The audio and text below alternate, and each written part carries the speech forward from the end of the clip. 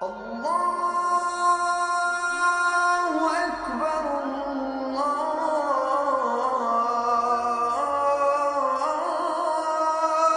أكبر.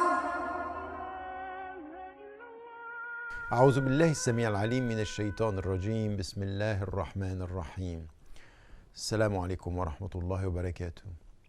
Dans notre cheminement spirituel, dans ce qui nous est amené de vivre avec Dieu, il y a des moments parfois qui sont tout à fait singuliers. Ce sont des moments où le doute s'instaure, où le doute s'installe, où le doute prend possession de nous. Alors, il y a des doutes qui peuvent être de différentes natures. Il peut y avoir un doute vis-à-vis de Dieu, c'est-à-dire par exemple douter qu'il soit, douter que cette vie a un sens, ou le doute quant à soi, c'est-à-dire douter de soi, douter que nous ayons les capacités d'y arriver. Et par rapport à cela, ce doute, comme tout ce qui peut nous arriver en matière d'émotion, est naturel, on peut douter.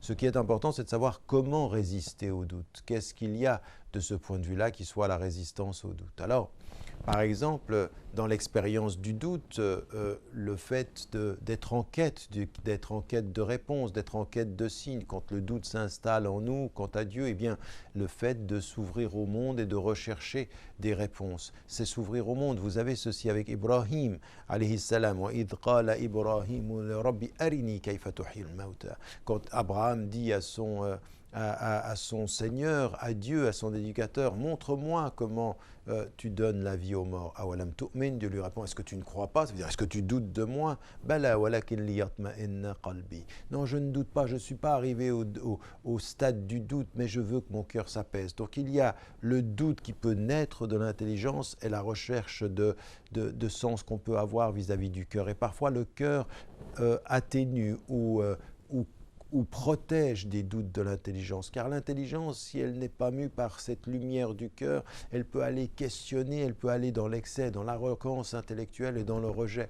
Donc il faut qu'il y ait un dialogue entre son cœur et son intelligence pour apaiser. Quant au doute vis-à-vis de soi, il est aussi normal, mais là aussi, systématiquement, il faut savoir que personne n'est totalement mauvais sur la terre et qu'aussi parfois on a fait quelque chose de mal, qu'on sent qu'on est dans le mal, eh bien, il ne faut pas douter. قُلْ يَا عِبَادِيَ الَّذِينَ أَسْرَفُوا عَلَى أَنفُسِهِمْ لَا تَقْنَطُوا مِنْ رَحْمَةِ اللَّهِ إِنَّ اللَّهَ يَغْفِرُ الذُّنُوبَ جَمِيعًا. Ô vous qui avez fait le mal contre vous-même, ne désespérez pas de la miséricorde de Dieu. Dieu pardonne tous les péchés. Donc ça, c'est aussi important. Le doute quant à soi, il est normal, il faut douter de soi. Ça fait partie de l'humilité, ça fait partie du cheminement.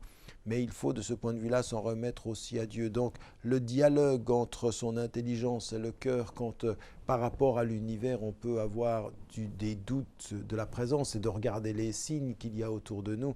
Et puis quant à soi, toujours penser au-delà de nos propres blessures, au-delà de nos fautes, au-delà de ce que nous n'avons pas fait, au-delà de nos insuffisances, et bien que Dieu, il est au-delà de ceci, qu'il pardonne tous les péchés, qu'il accueille les êtres humains, à l'exception du fait d'avoir associé Dieu, mais qu'il accueille tous les êtres humains et que c'est ce chemin-là qu'il faut prendre. Donc la résistance au doute, comprendre le caractère naturel du doute, comprendre également la nécessaire lutte spirituelle pour le dépasser, Inch'Allah.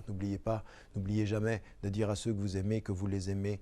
Cette vie est fragile. Assalamu alaikum wa rahmatullahi wa barakatuh.